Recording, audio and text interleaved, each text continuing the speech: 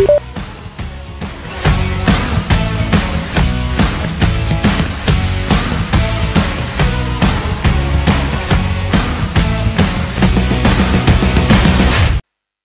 आपला की मागणीजन्य घटक औद्योगिक कल काय आहे, सप्लाय साइड आहे, तो सप्लाय कमी करणार. जसा बजाज आपला जो कंपनी ऑटो त्यामध्ये जर आंदोलन झालं तर सप्लाय येणार नाही, बजाजचा रेट वाढणार, तर तो झाला सप्लाय वाला. औद्योगिक कल हा आपला सप्लाय वाला आहे.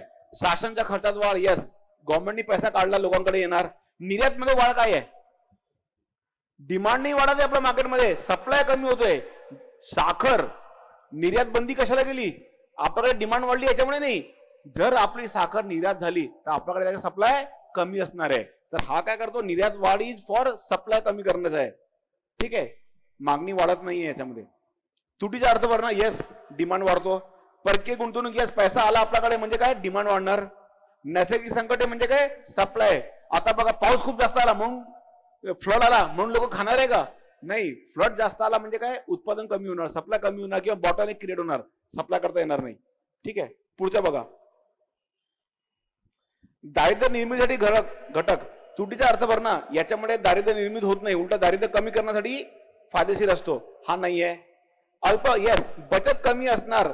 बचत कमी म्हणजे काय, इन्व्हेस्टमेंट कमी. इन्व्हेस्टमेंट कमी म्हणजे काय, उत्पादन कमी, उत्पन्न कमी आणि पुन्हा गरीब. तर हा आपला कारण आहे. भाव वाढ, यस गरीब जास्त जगू शकणार नाही त्यामध्ये. शासकीय खर्चात वाढ, नो.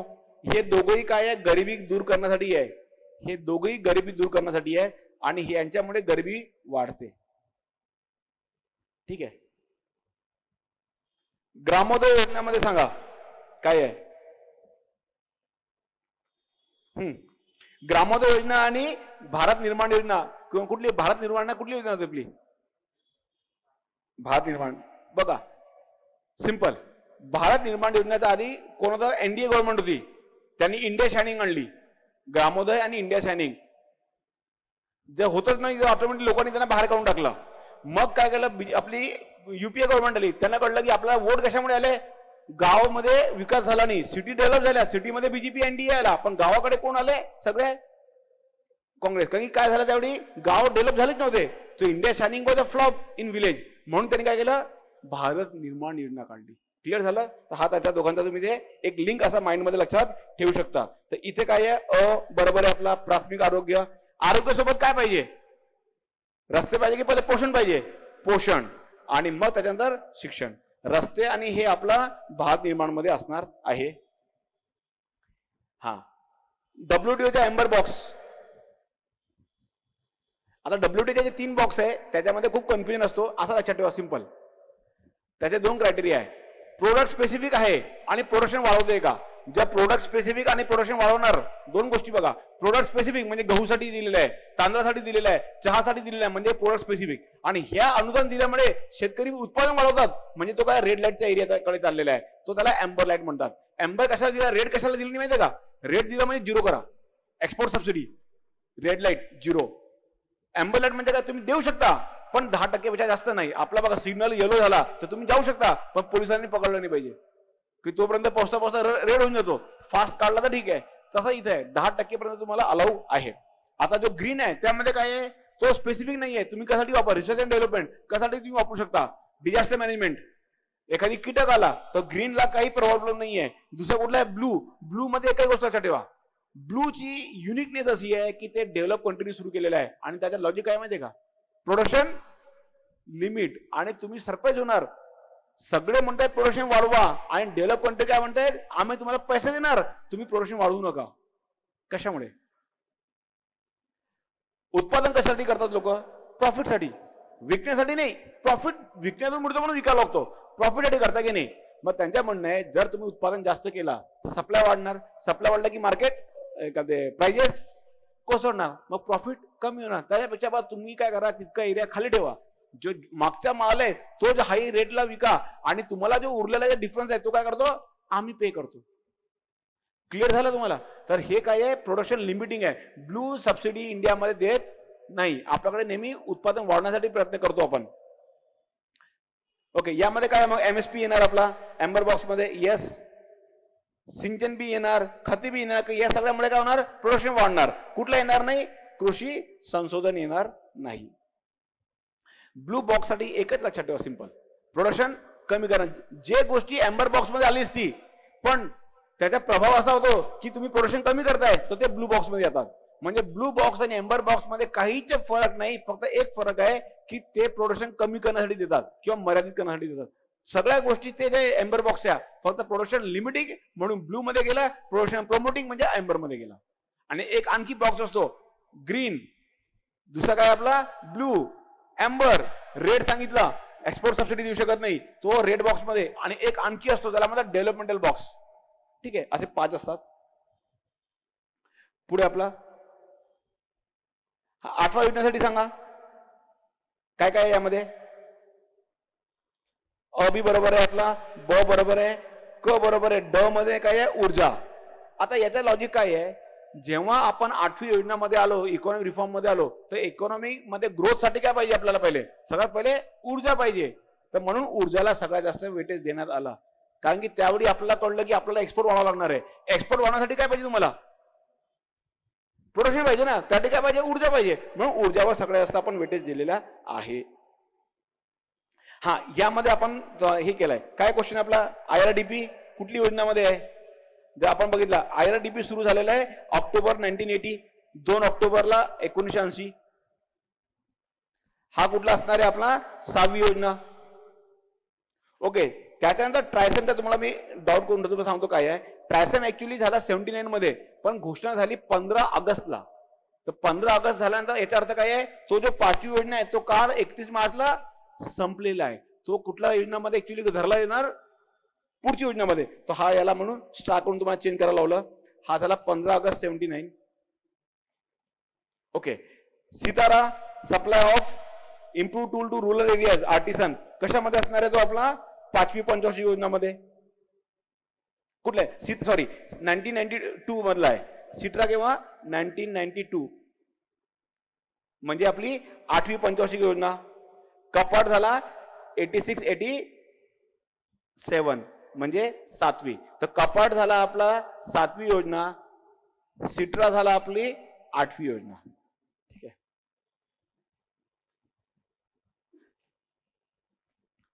हा बी आयोगाचा खूपच आवडता प्रश्न आहे. कमीत कमी 4-5दा त्यांनी विचारून घेतलेला आहे. पहिला घोषणा केव्हा, पहिला अहवाल केव्हा दिलं, अखेरचा अहवाल केव्हा दिलं. यस, पहिला बरोबर आहे, या तिन्ही लोक होते.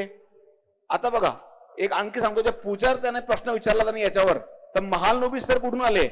Mahalanobis sir Indian Statistical Institute कोलकाताची आहे.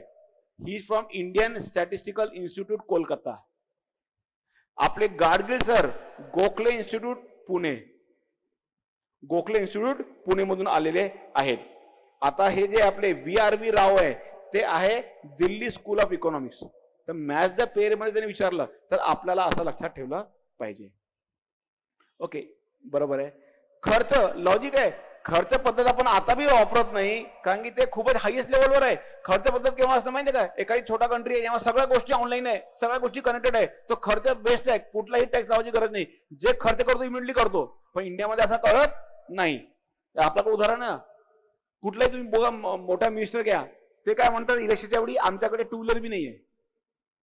आपल्या इथं कोण आहे ज्याच्या घरी 2 व्हीलर नाहीये, आणि आपल्यापेक्षा गरीब असतात का मिनिस्टर, ते म्हणतात 4 व्हीलर बी नाहीये आमच्याकडे. पायी पायी फिरतात का मिनिस्टर लोक किंवा आपले निरपेक्ष दारिद्र्य, विकसित निरपेक्ष कुठे असणार आहे, हा आपल्याकडे असणार, आणि तिकडे काय विकसित देशांकडे काय असणार सापेक्ष.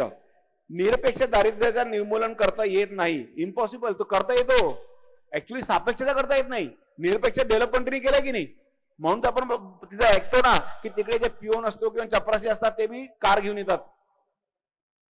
पण सरप्राईज निरपेक्षता करता येतो जसा डेव्हलप कंट्री केलेला आहे.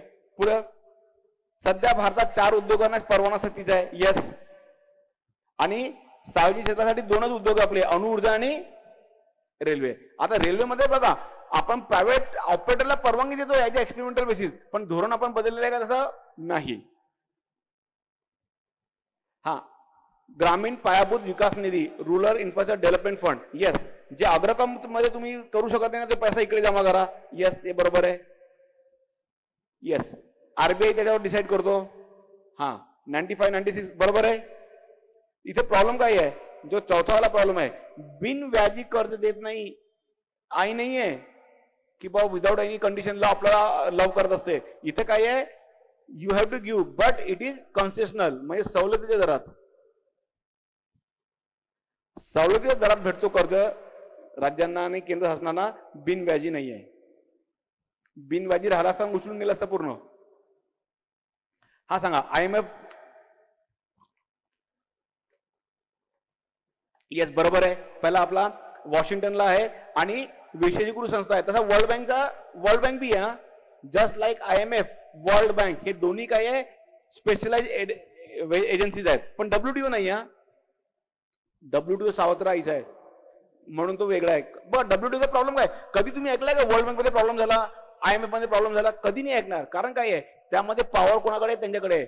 तर तिथं चान्सच नाही वोटिंग मध्ये असा काही वेगळा व्हायचा की त्यांच्याकडे ऑलरेडी पॉवर कॉन्सन्ट्रेट आहे. इथं प्रॉब्लेम WTO मध्ये कशामुळे होतो, WTO 95 मध्ये जन्माला आला, म्हणजे तोपर्यंत इकॉनॉमीमध्ये पॉलिटिकली इकॉनॉमी चेंज झाली होती जगामधली. इथं सगळ्यांना एक वोट आहे, अमेरिकेला बी एक वोट आहे, आणि तो नवरू आणि टुवालू उद्या तो बी म्हणणार मला हे करार मान्य नाहीये, फिशरी सबसिडी तो स्टॉप करावा लागणार आहे, तो करार होणार नाही. Everybody has equal vote. म्हणून WTO डेमोक्रेटिक आहे, आणि म्हणून डेमोक्रेटिक असल्यामुळे काय असतात, सगळ्यांचे व्ह्यू वेगळे असतात. आणि इथं काय आहे तसं नाही आहे. म्हणून तुम्हाला कधी IMF मध्ये ऐकणार नाही की काहीतरी प्रॉब्लेम झाला, वर्ल्ड बँक मध्ये काहीच प्रॉब्लेम नसतो. Boss is always right there. हा इथं येस अ बरोबर आहे, ब बरोबर आहे, वर्षातून एकदा भेटतात. आणि बघा वर्ल्ड बँक आणि IMF दोघे एकासोबत भेटतात. हा दोघांचं एक जॉईंट सिटिंग बी असते. क चुकलेला आहे. क मध्ये काय आहे, स्वतःच्या रक्कम आहे 75%, स्वतःची सेल्फ करन्सी, आणि हार्ड करन्सी मध्ये 25%. आणि हे 5 हार्ड करन्सी आहे. कुठले, अमेरिकन डॉलर, मग आपला युरो, मग पाऊंड स्टर्लिंग, मग आपला युआन आणि येन, हे 5 असतात. Dollar, euro, pound sterling, yuan आणि येन. पाकिस्तान सगळे देतात. पाकिस्तानमध्ये तुम्हाला कुठला पाहिजे, झेरो सेंटर आहे आपल्याकडे. जगामध्ये सगळ्यात जास्त काउंटरफिट कुठून येतात. हा हे कुठले आपले कुठले वित्त आयोग बरोबर आपले, पहिले 2 आपले बरोबर आहे, नंतर आपले चेंज झालेले आहेत. आणि बघा रंगराजन सर तुम्हाला सगळीकडे दिसतात. You will find Rangarajan sir everywhere, because काय एक्सपर्ट व्यक्ती आहे, भरोसेचा व्यक्ती आहे. कुठले काम त्याला सांगा. जसं आपल्याकडे बघा PSLV नावाचा एक इंजिन आहे, माहिती आहे, तो बिचार जगामध्ये कोणाला वाटलं नव्हतं की PSLV इतके काम करतो. आपल्याला चंद्रयान करायचं होतं, मंगलयान करायचं होतं, आपल्याकडे GSLV स्ट्रॉंग होत नव्हता आणि भरोसा नव्हता. काय केलं, PSLV फिरत होता इकडे इकडे इकडे. काय करतोय, काय बघतोय, चंद्र बघितला, हा चल जा. इतकी लायक काय नाही, बुस्टर लावू ना तुला, ग्लुकॉन डी वगैरे देऊ, थोडासा बॉर्नविटा हॉर्लिक्स लावू, त्याला बुस्टर पॅकेज लावले, तोच लावून टाकला आपण. पुढे तोच आपण मंगलयानला पाठवला. म्हणजे जो PSLV थोडा नजदीक फिरण्यासाठी लावला होता 5000 किलोमीटरचा आत, त्याला आपण कुठे पाठवतोय, लाखो किलोमीटर दूर. हा त्या प्रकारचा आहे. पुढे आपला 11-12चा हा कुठला आपला, हा यांचे क्रम कुठले सगळे असतं. पहिला नंबर कोण आहे आपला, सगळ्यात जास्त छत्तीसगड, अराउंड 39.9% आहे. दुसऱ्या नंबरवर कोण असणार, ऑब्विसली बिहार असणार आहे. किती झाले त्याचे, बिहारचे किती, अराउंड 33.7. मग तिसऱ्या नंबरवर राजस्थानपेक्षा आपण आहोत. महाराष्ट्राचा किती आहे आपला, त्यावेळी होता 17.3, आणि राजस्थानचा होता आपला अराउंड 14.7. आता हा 11-12चा काही आयोग कधी जुने विचारतो. लेटेस्ट मध्ये काय सांगा, मल्टी डायमेन्शनल पॉवर्टी इंडेक्स ही आपला नीती आयोगाने दिलेला आहे. त्यानुसार सगळ्यात खालचे कोण कोण आहे, लिहून घ्या पहिले. सगळ्यात पहिला आहे बिहार, 51.9% लोक मल्टी डायमेन्शनल पॉवर्टीच्या खाली आहे. 51.9% लोक बिहारमध्ये. मग सेकंड नंबरवर झारखंड आहे 42, आणि बिहार आणि झारखंड आधी एकच होते म्हणून त्याच्यामध्ये जास्त फरक नसतो आपल्याला, तरी झारखंड पुढे गेलेला आहे. मग थर्ड नंबरवर UP 37.8, आणि चौथा नंबरवर आहे MP 36.6. हा आपला मल्टी डायमेन्शनल पॉवर्टी इंडेक्स जो लेटेस्ट मध्ये रिलीज झालेला आहे नीती आयोगाचा. दारिद्र्याचे दुष्चक्र कोणी टाकलं, नक्स. ते सिंपल आहे, काय म्हणतात ते, पॉवर्टी आहे म्हणून इन्व्हेस्टमेंट कमी आहे. काही तुम्ही इन्व्हेस्ट करू शकत नाही. इन्व्हेस्टमेंट कमी करता त्याच्यामुळे काय होणार, उत्पादकता कमी होतो. उत्पादकता कमी झाली म्हणजे काय, तुमचं उत्पन्न कमी होणार. उत्पन्न कमी झाला पुन्हा गुंतवणूक कमी होणार. म्हणून हा दुष्चक्र आहे, हे याच्या बाहेर काढता येणार नाही असं त्यांच्या म्हणणं होतं. आणि मग त्यासाठी काय पाहिजे, तुम्हाला मोठा धक्का लावा. हा त्यांचा आहे. झिरपणारा सिद्धांतावरून काही होणार नाही. झिरपतच नाही, कुठं कुठं मुरतोय पाणी त्यांनाच माहिती आहे. फिक्शनल सगळे बरोबर आहे, 3 चुकीचे आहे, 3रा चुकला. हे कुठं असते, सीमांत शून्य कृषीमध्ये असते किंवा इंडियन क्रिकेट टीम मध्ये असते. काही प्लेयर ना खेळतात की काय करतात त्यांनाच माहित नाही. दरवेळी बघा तुम्ही 11 प्लेयर असतात, आपल्याला प्रत्येक टीम मध्ये 3-4 लोक खेळताना दिसतात. म्हणजे बॅटिंग मध्ये 2-3 खूप 1-2 चांगले असतात आणि बॉलिंग मध्ये 1-2. बाकीचे जे असतात ना फिल इन द ब्लँक साठी आलेले असतात, किंवा ग्राउंड मोठा आहे म्हणून 11 लोक पाहिजे. कुठल्याही टीम मध्ये तुम्ही बघा, ते आपले डिस्गाइज अनएम्प्लॉयमेंट आले. हे बघा कुठली 2 योजना आहे यामध्ये, कुठल्या सांगा. बी नंबर आणि कुठली, डी. पुढं मिलेनियम डेव्हलपमेंट गोल्स, यामध्ये काय नाही, सिंपल लॉजिक बघा. पर्यावरणचं आहे ना, मग हवामान पुन्हा एक कशाला आणणार, हा ऑटोमॅटिक कट होऊन जातो. पर्यावरण आल्यामुळे हवामानच्या पुन्हा आणण्याची गरजच नाही. तो असा लॉजिक लावून तुम्ही आरामात कट करू शकता. हे सगळे कुठे आहेत, मध्यम मध्ये येणार आहे. सिंपल. केरळ उच्च मध्ये, अति उच्च मध्ये कोणी नाही अजून. केरळ जेव्हा आपला जो डॉन आहे यामध्ये ह्युमन डेव्हलपमेंट इंडिकेटर मध्ये, तो इतका पुढे असून तो अति उच्च मध्ये नाहीये, तर बाकी सगळे मध्यम मध्ये आहे. ओके. याच्यानंतर आपला डाल्टनचा काय आहे, महत्तम सामाजिक लाभ.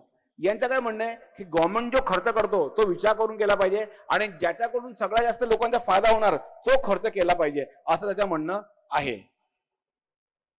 लर्नर कोण आहे आपले, कार्यात्मक वित्तवाले. जो काम करतो, लर्निंग करतो तोच काम करणार ना पुढे होऊन, असा आहे तो. आणि त्याचं म्हणणं खूपच सिंपल आहे. आतापर्यंत काय होतं, ऍडम स्मिथ वगैरे जे होते त्यांच्यानुसार काय होतं, आपल्याकडे सिंपल लॉजिक ते म्हणायचे की गव्हर्नमेंटचा जो फिस्कल हे आहे आपली पॉलिसी, त्याचा एकच रोल आहे, गव्हर्नमेंटचा उत्पन्न किती, गव्हर्नमेंटचा खर्च किती, तो बॅलन्स करा, निघा. हे त्यांचं म्हणणं होतं. पण हे जे लोक आले आपले लर्नर आणि बाकीचे लोक, त्यांच्या म्हणणं असं नाहीये. जो फिस्कल पॉलिसी आहे त्याचा खूपच जास्त प्रॅक्टिकल रोल आहे. काय रोल आहे, तर जो आपली मार्केट इकॉनॉमी आहे त्यामध्ये नेहमी बूम बस्ट सायकल चालू असतात. तर हे जे सायकल आहे त्यांना स्टेबलाइज करण्याचं काम कोणाचं आहे, फिस्कल पॉलिसीचा आहे. हा त्यांचं म्हणणं आहे. हा जो बूम बस्ट सायकल चालू आहे आपली मंदीची आणि तेजीची, त्याला स्टेबलाइज स्थिरीकरण करण्याचं काम कोणाचा असतो, हा कार्यात्मक वित्ताच्या सिद्धांताचा काम असतो. हे त्यांनी म्हटलेलं आहे. वेगनरचं काय म्हणणं आहे, law of increasing state activities. Yes, आपलाच बजेट आहे ना, 1950-51 मध्ये आपला जो बजेट 1000 कोटीपेक्षा कमी होता आणि तोच बजेट आज किती आहे, तर 1,39,000 कोटीपर्यंत गेलाय. इंडियाचा साईज वाढला का, उलटा 47 मध्ये जो साईज होता ना त्यापेक्षा कमी झालाय. पाकिस्तानने घेतलं, काही चायनाने घेतलं आणि काही आपण श्रीलंकाला आणि बांगलादेशला दिलं. भाऊ मोठा आहे, खूप आहे आपल्याकडे पैसा. प्रायव्हेट प्रॉपर्टी आपली कोणी दिली नाही. जितके आपले लीडर होते त्यांनी आपली प्रायव्हेट प्रॉपर्टी कोणाला दिलेली नाही, उलटा ग्रॅब केली सार्वजनिक संपत्ती. पण आपली जी जमीन आहे पाकिस्तानला दिली, चायनाला दिलेली आहे, बांगलादेशला बी गिफ्ट करून टाकली आणि श्रीलंकाला बी दिलेली आहे. आपणच जगामध्ये एकमेव महाशक्ती आहोत की ज्याची जमीन कमी कमी उचललेली आहे. हे कुठली महाशक्ती आहे आपण माहित नाही. तर हे आता त्याचं आहे. आणि गव्हर्नमेंटचं काम वाढत चाललेलं आहे. आणि ऍडम स्मिथचं काय आहे, क्लासिकल थ्योरी. कशामुळे, नेहमी क्लासमध्ये यायचे ते टाइमवर, म्हणून ते क्लासिकल थ्योरी आहे. ऍडम स्मिथ सगळ्यात पहिली व्यक्ती आहे, ग्रेट आहे. हा बॉन्ड्स हा एक्सचेंज आहे. बॉन्ड्स 1 वर्षापेक्षा जास्त आणि ट्रेझरी 1 वर्षापेक्षा कमी. आणि हे दोघांचा वापर करून काय करतो आपण, बाजार कर्ज घेतो गव्हर्नमेंट. फिस्कल डेपोजिट मध्ये आपण जो घेतो ना, तो लॉजिक इथे आहे. तो बाजार कर्ज इथून येतो. ठीक आहे. पुढं वित्त मंत्रालयाचे कुठले काम आहे, याचे आर्थिक व्यवहाराचे हे तिघही काम आहे इकडचे. कर सुधारणा कोणाचं आहे, महसूल. आणि सार्वजनिक उपक्रम काय केलेला आहे, उद्योग पासून हा डिपार्टमेंट इथे आणला पुरात. आधी उद्योग मंत्रालयाकडे हा डिपार्टमेंट होता, नंतर हा जो सार्वजनिक उपक्रमचा डिपार्टमेंट आहे तो इथं आलेला आहे. त्यासाठी वेगळा सार्वजनिक उपक्रम डिपार्टमेंट आहे वेगळा. ठीक आहे. आधुनिक वैशिष्ट्य कुठले आहेत पहिले बघा. हे ओरिजिनल वैशिष्ट्य आहे. मंदीतून अर्थव्यवस्थेला बाहेर काढण्यासाठी पैसा टाकला पाहिजे, हे जुनं आहे, आधीपासून आहे. हे आधुनिक आहे. उरलेले तीन की गव्हर्नमेंटनी नॉर्मल कंडिशन मध्ये सुद्धा कर्ज काढले पाहिजे. याचा काय आहे, नॉर्मल कंडिशन मध्ये आधी जे होतं ते म्हणतात नॉर्मल कंडिशन मध्ये कर्ज काढू नका. यांचं म्हणणे नाही, जुने कर्ज परतफेड करण्यासाठी, नियोजनासाठी आणि विकासासाठी गव्हर्नमेंटनी कर्ज काढले, डेफिसिट मध्ये गेला तरी चालेल. तर हे आधुनिक आहे. तेंडुलकर काय म्हणतात, यस कॅलोरी निकष रद्द. आरोग्य व शिक्षणाचा खाजगी खर्च यस. कारण काय आहे, गरीब व्यक्तीच्या घरी जरी मुलं किंवा आई वडील आजारी पडले तर त्यांना गव्हर्नमेंट हॉस्पिटलमध्ये न नेता ते खाजगी रुग्णालयात नेतात, म्हणून आरोग्यावर खर्च करतात. आणि जिल्हा परिषदेच्या शाळेमध्ये न टाकता इंग्लिश मिडियमच्या शाळेमध्ये टाकतात. तुम्ही मूवी बघितली असणार इंग्लिश मिडियम, तो याच्यामुळे खाजगी खर्च असतो. आणि त्याच्यामुळे मग गव्हर्नमेंटने काय केलं, जिल्हा परिषद शाळेमध्ये इंग्लिश आणलं, कंपल्सरी केलं. किंवा मुलं ज्यांच्यासाठी आपण शाळा उघडली तेच प्रायव्हेट शाळेमध्ये चाललेले इंग्लिश शिकण्यासाठी, म्हणून ते हे केलेलं आहे. आणि वेगळ्या टोपल्या दिल्या नाही, एकच टोपली, त्यांनी एकच टोपली दिली. त्यांचं लॉजिक काय होतं माहितीये का, त्यांनी असं म्हणणं आहे की आता ग्रामीण भाग पूर्ण सिटी सारखा कंझम्पशन होत चाललेला आहे, तर वेगळ्या टोपीची गरज नाही आहे. आणि हा MRP बरोबर आहे. हा 49 यामध्ये काय आहे, आपला काय वाटतो सांगा. संख्या वाढली, यस. प्रमाण वाढलं का, प्रमाण कमी झालं, येस और नो. जर आपण बघितलं तर प्रमाण बी वाढलेलं आहे. 6% वरून 7.3% होता. संख्या तर वाढणार, आपली लोकसंख्या वाढत चाललेली आहे म्हणून ते वाढणार. 20 दशलक्ष पासून सुमारे आपला 26.6 दशलक्ष. म्हणून या काळाला काय म्हणतो माहितीये का आपण, रोजगार विरहित वृद्धी. वृद्धी होती पण ती कशी होती, रोजगार विरहित, जॉबलेस ग्रोथ. ग्रोथ आहे पण जॉब्स नाही आहे. पुढचा, औद्योगिकरणाने शहरीकरणाला चालना दिली. कुठे आहे आपल्याकडे, जुन्या काळामध्ये होते जमशेद नगर वगैरे, कळलं तुम्हाला, जमशेदपूर वगैरे ते वेगळे होते. त्याच्यानंतर कुठे मोठी सिटी आपल्या ग्रोथ इंडस्ट्रीमुळे तयार झालेली नाही आहे. आपला इंडस्ट्रियलायझेशन लोअर लेवलचा आहे आणि त्याच्यामुळे शहरीकरणाला खूप मोठी चालना भेटली नाहीये. आपलं जे शहरीकरण ते कसं माहितीये, जसा तुमच्या MPSC करणं आहे. कसं, काही लोक मनातून काहीतरी व्हायचं आहे म्हणून आले, आणि काही लोक घरी आई वडील आई तर नाही, वडील दररोज त्रास देतात म्हणून आले. किंवा घरचा त्रास तरी कमी असणार, बघू पुण्यामध्ये काय होतं आयोगाच्या बघू. पण हा तर जो म्हातारा दररोज पडलाय मागे त्याच्यापासून लांब, किंवा नातेवाईक दररोज पडलेले मागे. म्हणजे काय, it is more of push than pull. ठीक आहे. तर हा पहिला चुकीचा आहे. दुसरा बी पहिला चुकीचा आहे आणि दुसरा काय आपला करेक्ट आहे. पुढचा आपला कुठला क्वेश्चन इथं, ओके ठीक आहे. पहिला आपला काय आहे, भारतीय औद्योगिकरणाने शहरीकरणाला चालना दिली नाही.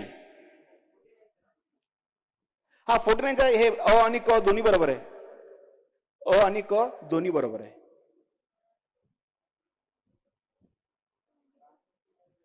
ठीक आहे, अ आणि क करून टाका. अ आणि क दोन्ही बरोबर आहे. त्यामध्ये 49च्या आन्सर मध्ये अ आणि क दोन्ही बरोबर आहे. मला वाटतं मग आन्सर काय असला त्याचा 2 नंबर.